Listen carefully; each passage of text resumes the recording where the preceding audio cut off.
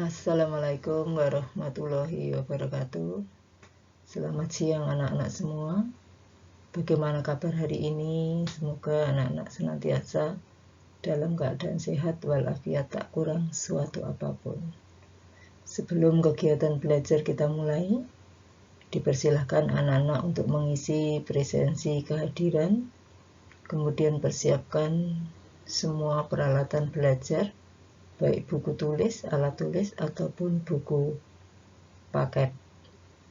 Saya harap anak-anak sudah hadir semua, sudah mengisi absen semua, sehingga apa yang kita lakukan nanti dapat memberi manfaat yang positif bagi kita semua. Masih bersama Ibu Murniningsih SPD, kita belajar Pendidikan Pancasila dan Kewarganegaraan bab 2 pada sub B, yaitu kedudukan dan fungsi Undang-Undang Dasar Negara Republik Indonesia tahun 1945.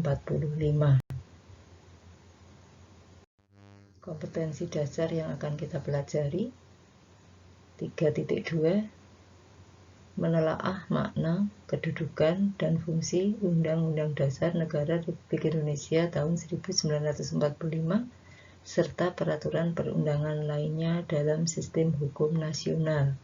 4.2, menyajikan hasil telaah makna, kedudukan, dan fungsi Undang-Undang Dasar Negara Republik Indonesia tahun 1945 di dalam kehidupan sehari-hari. Tujuan pembelajaran: menjelaskan kedudukan Undang-Undang Dasar Negara Republik Indonesia tahun 1945 dan menjelaskan sifat dan fungsi Undang-Undang Dasar Negara Republik Indonesia tahun 1945. Baiklah anak-anak, silakan buku paket halaman 36 anak-anak buka. Oke, sudah semua? Baik. Anak-anak tentu masih ingat pada minggu lalu kita membahas materi kedudukan dan makna pembukaan UUD Negara Republik Indonesia tahun 1945. Berkaitan dengan kedudukan pembukaan, tentu anak-anak tahu ya, sangat tahu sekali bahwa pembukaan UUD 45 adalah sangat penting sekali, sangat fundamental sekali bagi berdirinya negara Indonesia. Kenapa? Dua hal yang perlu anak-anak ketahui. Yang pertama, yaitu karena pembukaan UUD 45 alinea 3 memuat tentang pernyataan Indonesia Merdeka. Dan yang alinea keempat, yaitu di dalam alinea keempat terdapat dasar filsafat negara atau dasar falsafah negara, yaitu Pancasila.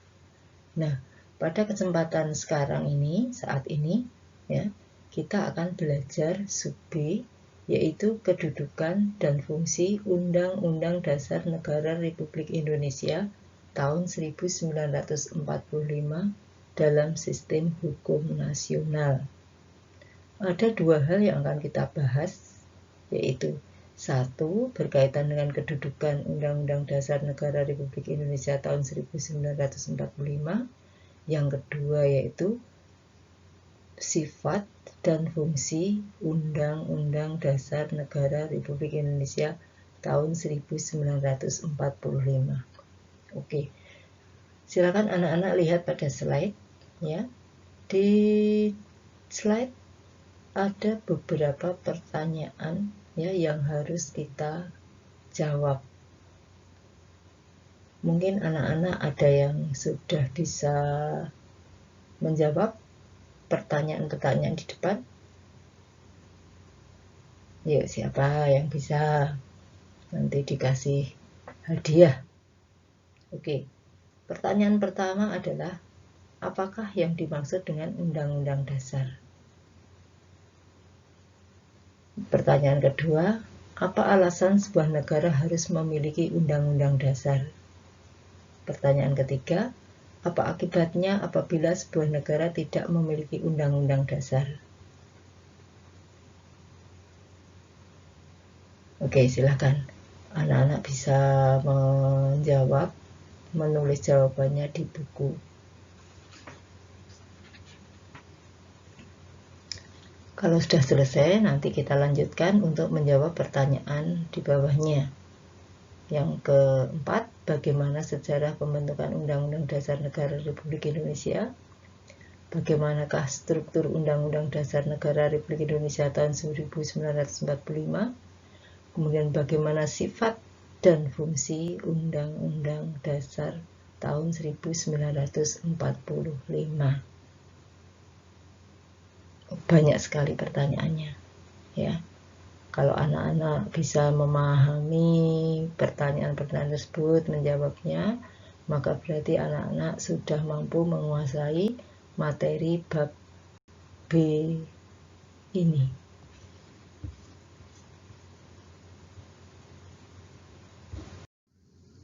Sudah selesai anak-anak mengerjakannya? Baik, sekarang akan kita cocokkan ya pendapat anak-anak berkaitan dengan pertanyaan-pertanyaan tadi. Pertanyaan yang pertama, apakah Undang-Undang Dasar itu? Undang-Undang Dasar atau dikenal dengan sebutan UUD adalah merupakan konstitusi. Konstitusi sendiri berasal dari bahasa Latin, yaitu constituante,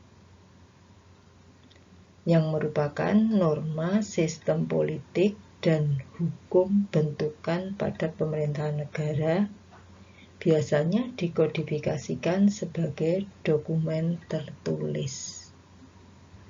Kemudian pertanyaan yang kedua, apa alasan sebuah negara harus memiliki undang-undang dasar? Mungkin anak-anak mengetahui bagaimana sejarah negara Perancis yang pernah melakukan revolusi. Waktu itu yang namanya Raja Louis ya, itu memiliki kekuasaan yang sangat besar sekali.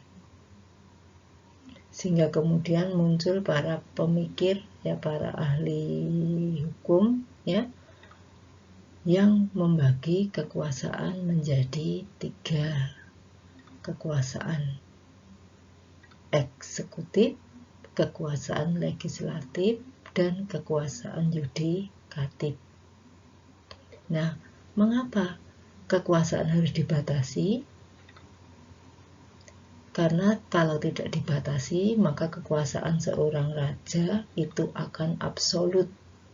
Dia akan menjadi seorang pemimpin yang yang otoriter. Ya, sehingga segala apa yang dilakukan tidak sesuai dengan kepentingan rakyat. Ya, jadi pasti akan terjadi tindakan sewenang-wenang. Maka diperlukan yang namanya Undang-Undang Dasar. Oke, siapa yang betul? Ya, saya yakin semua betul ya. Oke, sekarang pertanyaan yang ketiga. Apa akibatnya apabila sebuah negara tidak memiliki undang-undang dasar? Undang-undang dasar tadi adalah norma sistem politik dan hukum.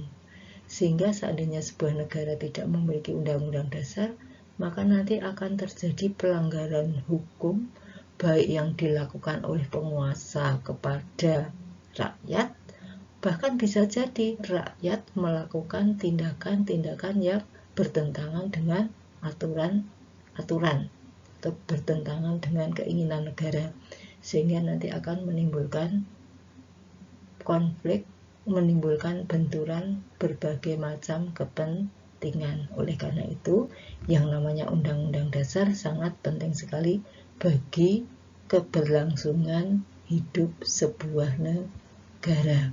Nanti bisa-bisa negara kacau ya, negara chaos ya, sehingga kemudian bisa dibayangkan negara akan mengalami kebangkrutan, ambruk. Anak-anak tentu masih ingat ya, ketika kelas 7 dulu pernah membahas tentang sejarah perumusan Undang-Undang Dasar Negara Republik Indonesia tahun 1945, yaitu pada sidang BPUPKI yang kedua dari tanggal 10 sampai 17 Juli 1945. Nah, dalam sidang BPUPKI kedua itu dibentuklah panitia hukum dasar atau panitia perancang Undang-Undang Dasar yang terdiri dari 7 orang yang diketuai oleh Insinyur Soekarno. Kemudian untuk mewujudkan atau untuk merancang Undang-Undang Dasar, maka dibentuk panitia kecil yang dipimpin oleh Mr. Supomo. Tugasnya adalah merancang Undang-Undang Dasar.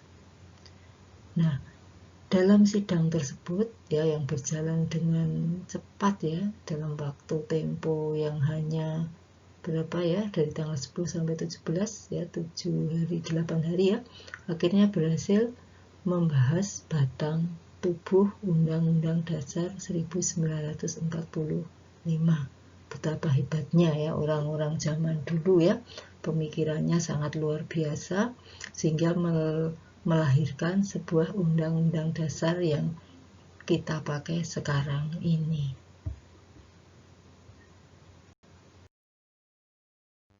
Pada tayangan berikut, anak-anak bisa melihat kedudukan Undang-Undang Dasar Negara Republik Indonesia tahun 1945. Jelas sekali ya anak-anak bahwa UUD 45 memiliki kedudukan yang tertinggi di negara kita, sehingga segala peraturan yang ada di Indonesia harus sesuai dengan UUD 45. Oke, sekarang kita lihat sistematika UUD 45 sebelum amandemen ya, dan sesudah amandemen. Amandemen itu apa? Amandemen adalah perubahan. Jadi UUD 45 mengalami perubahan di amandemen sebanyak 4 kali ya. Tahun 1999, tahun 2000, 2001, dan 2002. Nah, mungkin anak-anak bisa melihat ya, mencocokkan pekerjaan ya minggu yang lalu ya. Sistematika UUD 45 sebelum diamandemen terdiri dari 3, yaitu pembukaan, batang tubuh, dan penjelasan. Sementara sistematika setelah diamandemen terdiri dari pembukaan dan pasal-pasal. Kemudian kita lanjutkan, yaitu sifat UUD ya. Silahkan anak-anak pahami ya. Mungkin ada yang tidak jelas, silahkan disampaikan ya. Yang pertama tertulis ya. Yang kedua singkat karena hanya memuat hal-hal yang pokok-pokok saja, yang penting-penting saja. Kemudian yang C supel. Supel itu elastis, supel itu bisa menyesuaikan dengan perkembangan zaman. Nah, itu sebagai bentuk ya, sebagai bukti ya bahwa UUD 45 supel, maka bisa dirubah di amandemen. Dan yang keempat adalah rigid. Rigid itu kaku ya, rigid itu kaku. Supel dan rigid sangat sangat bertentangan ya. Nah, rigidnya di sini adalah bahwa meskipun UUD 45 itu bersifat supel, tetapi untuk merubah pasal-pasal di dalam UUD 45 tentu tidak mudah. Ada syarat dan ketentuan yang harus dipenuhi. Salah satunya adalah ya, nanti itu akan kita bahas di sub D ya. Sub D dalam melaksanakan mempertahankan UUD NRI ya. Salah satunya ya, yaitu tidak akan mengubah pembukaan Undang-Undang Dasar 45. Anak-anak tentu tahu ya, mengapa pembukaan UUD 45 tidak boleh diubah. Nah, tadi sudah disampaikan ya, minggu lalu juga sudah disampaikan bahwa pembukaan UUD 45 merupakan dasar yang fundamental bagi berdirinya sebuah negara. Kalau dirubah berarti sama juga merobohkan negara Indonesia. Indonesia. Nah, makanya itu syarat yang harus dipenuhi ya. Jadi ada hal-hal yang memang tidak boleh dilakukan. Itu sudah kesepakatan MPR, kesepakatan bangsa Indonesia. Kemudian fungsi Undang-Undang Dasar ya, anak-anak bisa melihat ada 4 fungsi Undang-Undang Dasar. 1 sebagai hukum dasar, yang kedua sebagai alat kontrol, yang ketiga sebagai pengatur, dan yang keempat sebagai alat penentu. Oke anak-anak, apa yang sudah kita lakukan hari ini ya? Banyak hal yang bisa anak-anak pelajari dari bab ini. Kemudian anak-anak juga bisa mengambil manfaat dari apa yang kita pelajari hari ini. Untuk materi minggu depan kita akan mempelajari peraturan perundang-undangan dalam sistem hukum nasional. Nah, mungkin anak-anak ingin bertanya, silahkan. Kalau tidak ada, maka akan kita akhiri pertemuan hari ini ya. Sebelum kita akhiri, maka kalian ibu beri tugas ya untuk mengerjakan soal-soal ya. Supaya apa? Supaya kamu memiliki pemahaman lebih terhadap materi yang kita bahas baru saja. Oke anak-anak, karena waktunya sudah cukup ya, sudah habis ya, maka kita akhiri dengan bacaan hamdalah secara bersama-sama. Alhamdulillah. Kurang lebihnya mohon maaf. Wassalamualaikum warahmatullahi wabarakatuh.